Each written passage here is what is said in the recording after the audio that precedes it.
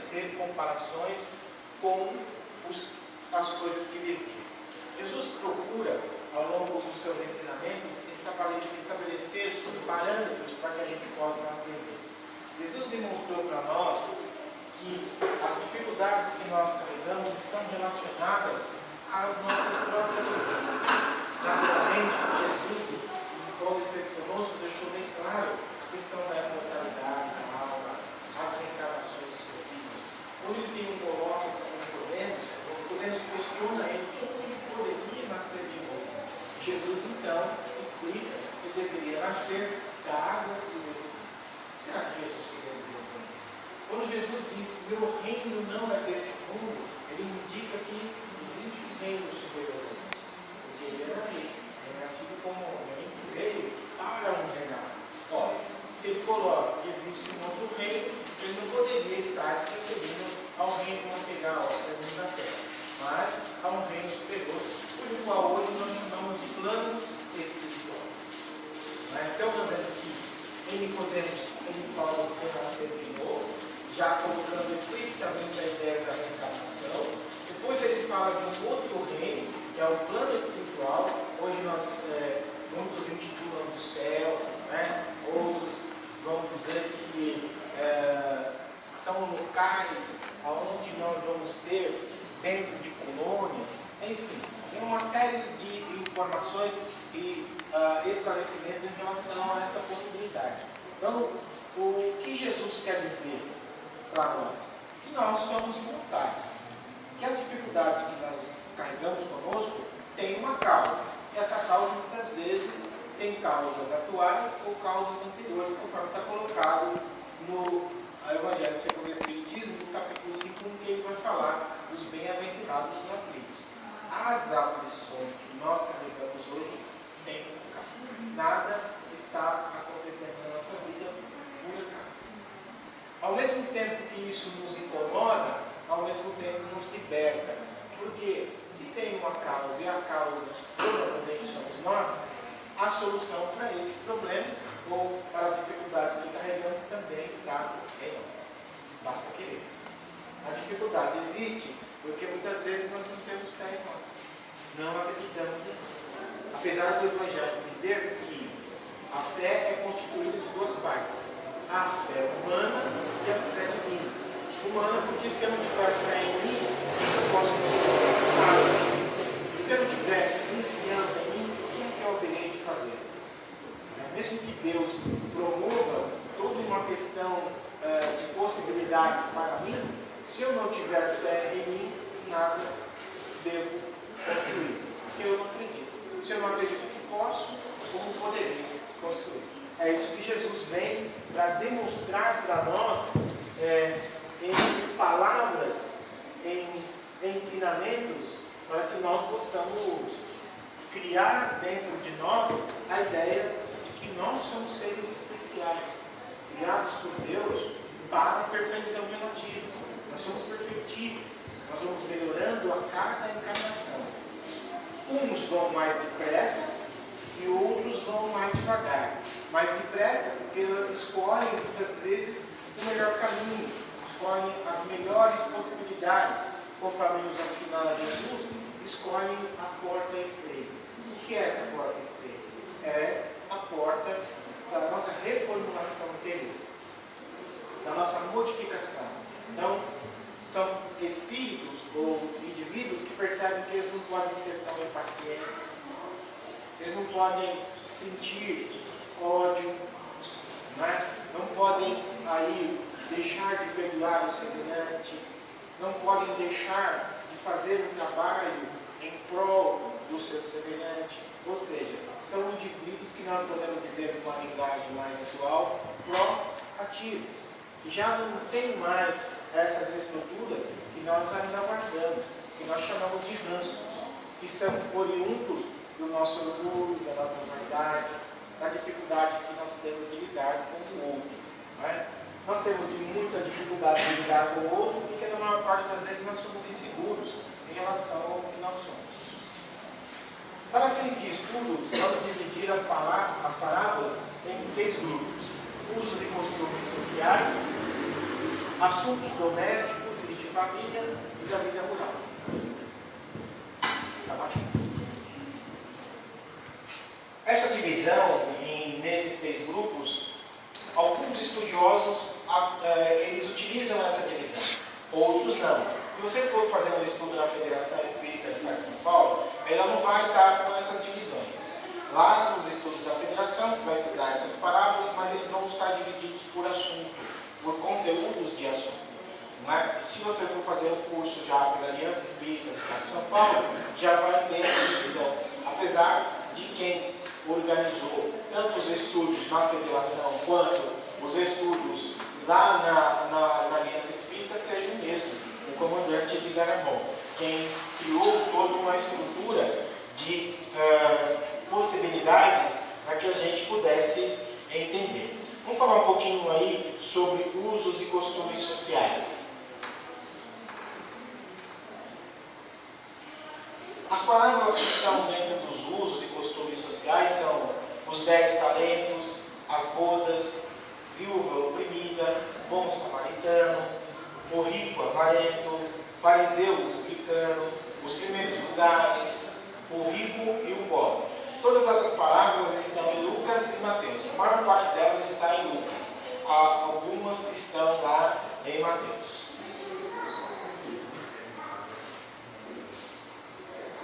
Os 10 talentos. Na parábola dos 10 talentos, os personagens são o Senhor. Quando falar Senhor é Deus, né? Estamos falando de Deus. E 3 escravos, os homens. Os talentos são os bens, os recursos materiais e espirituais que são oferecidos aos homens para serem empregados em benefício próprio e do próximo. O tempo concedido para movimentação desses bens são a encarnação. Como é que nós estamos tratando as nossas coisas? Como é que nós estamos tratando os nossos recursos? Não é? Será que nós estamos tratando bem os nossos recursos, fazendo com que esses recursos sejam multiplicados? Quando eu estou falando de recursos, estou falando não só os recursos materiais, estou falando também dos nossos recursos que carregamos conosco, os graus de conhecimento, as possibilidades. Será que nós estamos dividindo? Francisco de Assis vai dizer na sua palavra, na sua prece, que é dando o que se recebe. Então nós devemos distribuir, dividir com o nosso semelhante para multiplicar. Vamos perceber também que o livro do Evangelho segundo o Espiritismo tem um capítulo falando da caridade. E tem um outro que vai dizer lá que o uso da fortuna, o uso do dinheiro. Como a gente usa o dinheiro? O melhor uso da fortuna, do recurso, é na divisão. Porque quando você tem, mais você doa, mais você recebe. Agora, se você guarda para si, você é um egoísta. Na verdade, quando nós estamos retendo coisas, guardando coisas, nós estamos no ego, no nosso ego. Porque nós achamos que o mundo deve rodar em torno de nós. Pode perceber que a pessoa que guarda muita coisa, que ela junta muitas coisas, normalmente ela tem dificuldade em dividir. E também tem dificuldade em aceitar o outro. Ela é meio, como posso dizer assim, se a farinha pouca, meu feijão primeiro. Ela pensa nela primeiro para depois pensar nos outros. Não é? Então, essas são pessoas difíceis de lidar, porque em qualquer relação que nós possamos ter, nós precisamos dividir. É preciso renunciar ou modificar aspectos em mim para aceitar o outro. Não é? Nunca pressupor que o outro saiba mais ou menos do que eu. Não é? Porque a gente faz isso, a gente faz comparativo. Muitas vezes nós nos pegamos para o lado de fora e achando que o mundo do lado de fora tem que girar em torno de nós. Isso é um erro grave, porque o mundo não vai girar em torno de nós. Né? E me inspira a espiritualidade dizer que nós criamos os nossos filhos também assim. E os nossos filhos sofrem muito depois, porque a sociedade não vai fazer com que eles recebam tudo o que eles querem. Então, imagine alguém mimado numa grande empresa, vai sofrer muito, porque as pessoas rejeitam, né? Aquela pessoa chata, qualquer coisinha faz biquinho, não é? Que tem dificuldade de relação com o outro, que tem dificuldade de ir na direção do outro, porque o outro porque é através do outro que as coisas se realizam. É através do outro que eu demonstro a minha liderança, é através do outro que eu demonstro a minha inteligência, é através do outro que eu demonstro a minha capacidade. Sozinho eu não tenho como demonstrar nada. Por isso que é muito difícil nós vemos que as pessoas que se isolam ter possibilidade de nós entendermos como ela sente, como ela pensa. Porque ela se isola, ela não se mostra. Quando ela não se mostra, a gente não tem como saber como ela é. Então, o que nós devemos fazer com os recursos que nós temos? Distribuí-los. Distribuí-los com amor e carinho. Principalmente no seio do nosso lar. A atenção com os nossos. A atenção com os nossos no sentido de fazer com que os recursos que nós angariamos no centro espírita sejam divididos. Hoje nós temos a nossa sociedade, vou pegar um pedacinho dessa sociedade que chama aqui o nosso bairro, nós temos muitas dificuldades relacionadas aos adolescentes, à juventude, né? Às drogas, ao álcool. Por quê? As famílias não estão funcionando direito. Se as famílias estivessem funcionando direito e a educação proporcional ao recurso que nós já temos, nós teríamos um conjunto de um bairro melhor. Hoje nós estamos sofrendo com processos aí de dengue, chikungunya. Isso não vai demorar para acabar, viu? Isso vai demorar para acabar em muito tempo. Por quê? Quando a gente anda nas ruas, a gente já percebe. Está cheio de lixo. Está cheio de lixo jogado. Está cheio de... Aliás, aqui na Coab a gente vê até vaso sanitário jogado no meio dos espaços que se encontram. Então, como que vai haver um final feliz para que não tenhamos essas doenças? Não vai ter, enquanto não houver de nossa parte a conscientização. Tudo passa por nós. Agora, só vai ter conscientização se nós trabalharmos a nossa educação. E aí, quando eu digo educação, eu me refiro à questão do nosso lar, que é no lar que se aprende essas coisas. É no lar que você vai esclarecer os seus para que ele tenha aí o bom senso, né? Isso é bom senso, de não fazer coisas que vão gerar problemas. Porque o pensamento que passa quando a gente joga essas coisas na rua é o seguinte: numa situação como essa que nós estamos vivendo, problema do outro. Eu quero me livrar da minha casa. Eu jogo lá, não quero saber se alguém vai ficar doente. Só que, perante a lei de Deus, eu sou responsável por tudo que eu faço. Se não tem ninguém vendo, encarnado, desencarnado tem mais. E isso se registra. Né? Isso se registra e nós somos depois chamados a responder por aquilo que fazemos. Né? Aí quando nós saímos de uma encarnação para outra, numa outra encarnação, quando nós iniciamos, temos problemas, aportamos ao centro espírita para pedir ajuda, os benfeitores vão dizer assim: olha, você, na outra encarnação, você foi muito mal educado, você prejudicou pessoas. E você prejudicou pessoas e hoje você expia aquilo que você fez em relação ao seu semelhante. Então, todo o sistema de egoísmo, de falta de bom senso que nós temos, vai sempre refletir em nós. Tudo que eu fizer de mim, não escapa nada. Quando eu ouvi isso, eu fiquei preocupado. Eu comecei a imaginar a minha vida desde quando eu nasci. Falei, eu vou ficar as boas encarnações aí trabalhando, mas vou. Por quê? Nós estamos implicados em leis, meus irmãos. Em leis que nós vamos ser chamados a responder. Por isso que não adianta depredar, não adianta destruir, não adianta maltratar. Nós só vamos arrumar encrenca para a gente mesmo. Não sei se eu já falei aqui, muitas vezes a gente tem na família processos difíceis. Não é? Nossa família é difícil. Por que será que a gente, quando tem algum indivíduo na família, difícil? De onde será que ele veio? Foi de graça? Não é? Será que Deus está querendo nos punir? Não, são relações anteriores que nós tivemos. Muito provavelmente, numa encarnação, tivemos uma relação difícil. Ele ou ela renasce no seio da nossa família para nós nos ajustarmos. Tem umas famílias aí que barracam pedra quase todo dia. Por que acontece isso? Porque os espíritos, ou as almas, vou usar aqui a estrutura do livro dos espíritos, alma, porque nós estamos encarnados, vão ter que se reunir para se ajustar. Então a nossa vida não vai ser uma vida de facilidades. Por quê? Nós também não facilitamos quase que a vida de ninguém. Então, por uma questão de equilíbrio, de justiça, que nós passamos por situações difíceis. Não é? Vou colocar esses difíceis entre aspas, porque quando nós quisermos resolver essas situações, nós resolvemos. É só nos predispormos a colocar em prática os ensinos de Jesus, nós resolvemos os nossos problemas com a maior facilidade. Porque nós passamos a compreender. Mas quando eu compreendo alguma coisa, eu passo a saber como lidar com a situação e resolvo o problema. Né? Os servos possuem capacidades diferentes, aproveitam diferentemente sua jornada evolutiva e, devido a isso, recebem os talentos de forma diferentes. Os dois primeiros, mais evoluídos, foram os previdentes, diligentes e aplicaram bem os recursos aumentando-os. Vou fazer uma síntese daqui, porque é bem extenso o texto. Mas o resumo da parábola é o seguinte: cada um de nós recebeu um talento. Por isso que eu perguntei o que nós estamos fazendo dos bens que nós temos.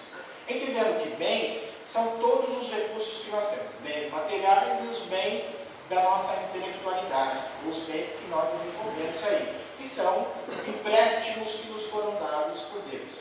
Cujos quais nós vamos responder. Se eu ficar muito apegado aos bens materiais, quando retornar para a minha vida verdadeira, que é a vida do Espírito, eu vou chegar lá pobre. Vou chegar lá muito pobre. Posso ter o dinheiro que for, posso ter a riqueza que for, posso morar aqui num flat, no último andar da Avenida Paulista. Mas se eu não fizer nada por ninguém, não utilizar bem esse recurso, eu chego na espiritualidade muito pobre. Já muita gente que a gente nega, às vezes até olhar, que são essas pessoas que a gente encontra na rua, que às vezes são pessoas humildes, muitas vezes essas pessoas são riquíssimas. Elas vão no plano espiritual, chegam no plano espiritual, elas têm todo um acesso e muitas vezes nós temos que pedir ajuda para elas. Porque elas são espíritos de alta envergadura moral. Há uma inversão. Então tudo que nós achamos aqui que é importante, que é ter recurso, tem muito pregador que fala isso, que a gente tem que ter isso, aquilo, outro, maravilha, temos que ter sim. Porém, se eu não fizer o meu trabalho de bom uso em relação a esses recursos, não adianta. Vou chegar no plano espiritual mais pobre do que quando eu cheguei aqui. Por quê? A vida verdadeira não é a vida física, não é essa vida material. A vida verdadeira é a vida do Espírito. E esse ponto é difícil nós entendermos. Por quê? Nós estamos tão emaranhados nas questões materiais que muitas vezes nós não conseguimos perceber essa relação. Então nós valorizamos tudo que é material em detrimento de tudo que é espiritual. Quando nós falamos de espiritual, nós falamos de questões morais. Quando nós falamos de questões morais, vamos falar de comportamento, vamos falar de relações humanas. Quando nós falamos de comportamento, nós já caímos direto no campo da psicologia. Hoje nós temos muitas doenças que estão relacionadas ao quê? A comportamentos. Não é? Nós não temos só doenças físicas, temos doenças emocionais, doenças mentais. Quem falou para você que o mau humor não é uma doença?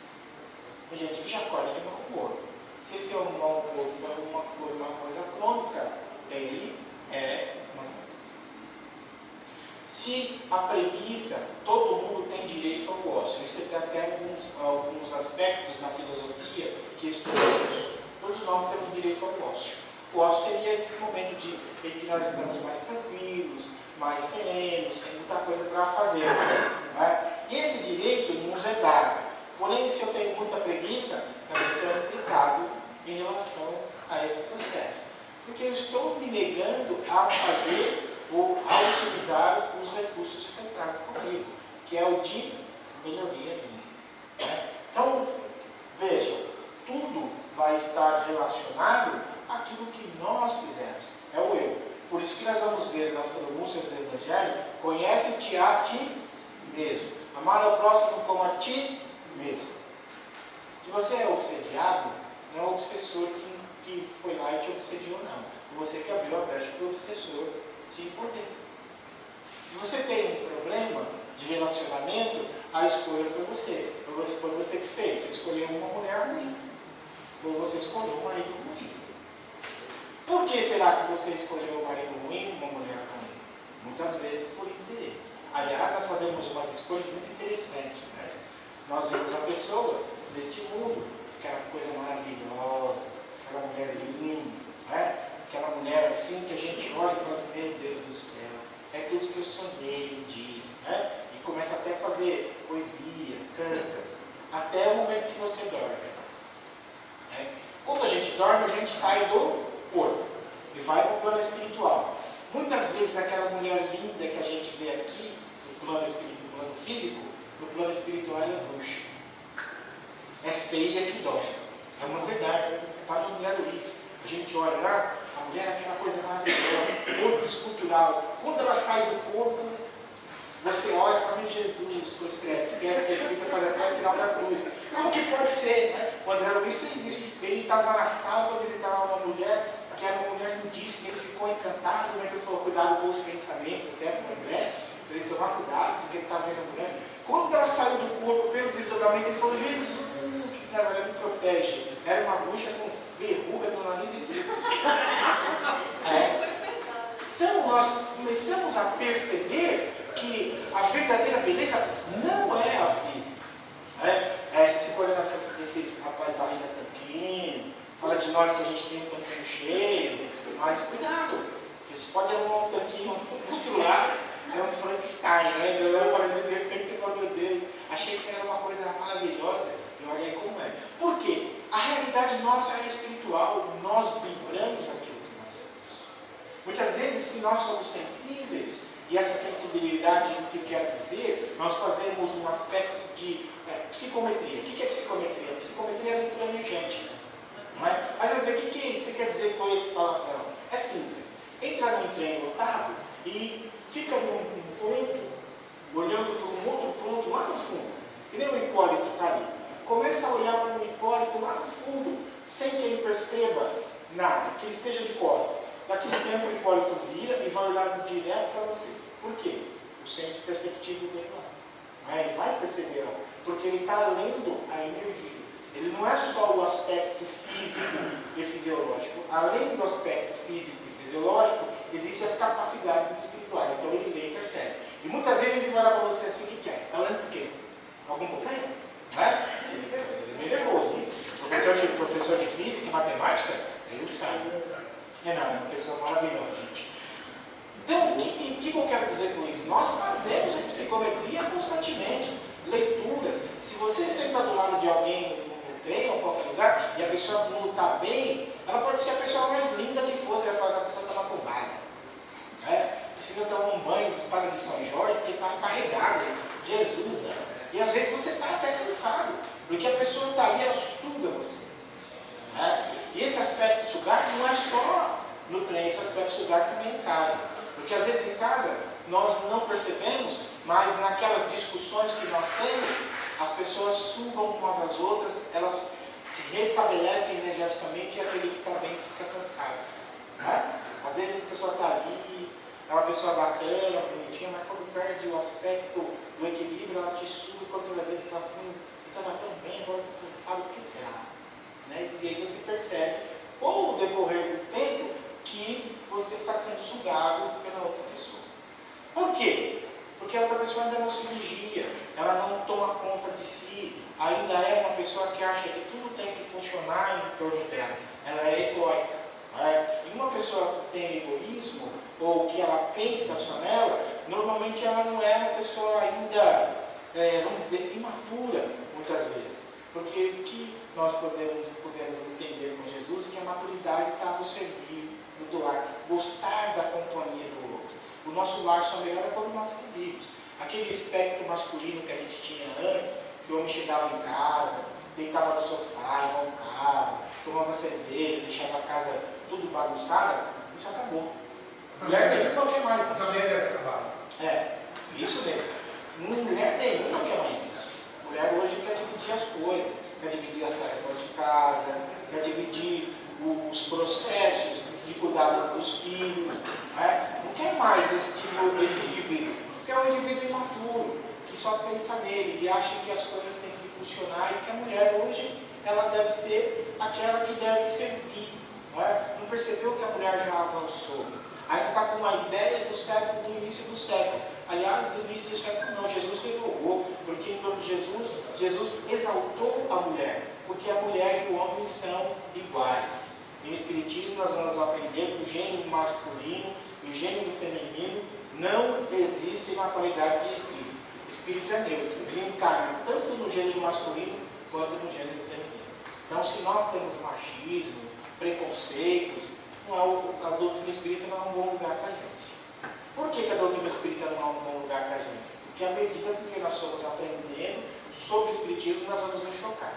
Se você tem preconceito, seja religioso, de crença, de raça, vai perdendo. Porque, como reencarnacionista, nós já reencarnamos em um bocado de lugar. Impossível nós termos nascido só no Brasil. Por isso que a questão racial, ou a questão genética, ou as questões que foram desenvolvidas a partir da teoria da evolução, da teoria evolucionista, ela é falha quando nós analisamos pela ótica do espírito. Porque como espírito eu posso reencarnar em qualquer lugar. Em qualquer sexo. Qualquer sexo. Essa é uma realidade. Não é? Então, essa divisão dos talentos é isso. O que eu estou fazendo com os recursos que eu tenho? E na doutrina espírita tem uma crença que é muito ruim, na minha opinião, que é aquela de que nós, bem material, aí eu tenho que me despojar disso. Bem material, aí eu tenho que, eu posso ter bem material. Bem material, eu, não sei, Jesus não tinha nada, né? Olha, as tarefas de Jesus eram diferentes das nossas. Se você for uma pessoa de capacidade administrativa, de capacidade intelectiva, você vai administrar qualquer negócio e vai ter sucesso.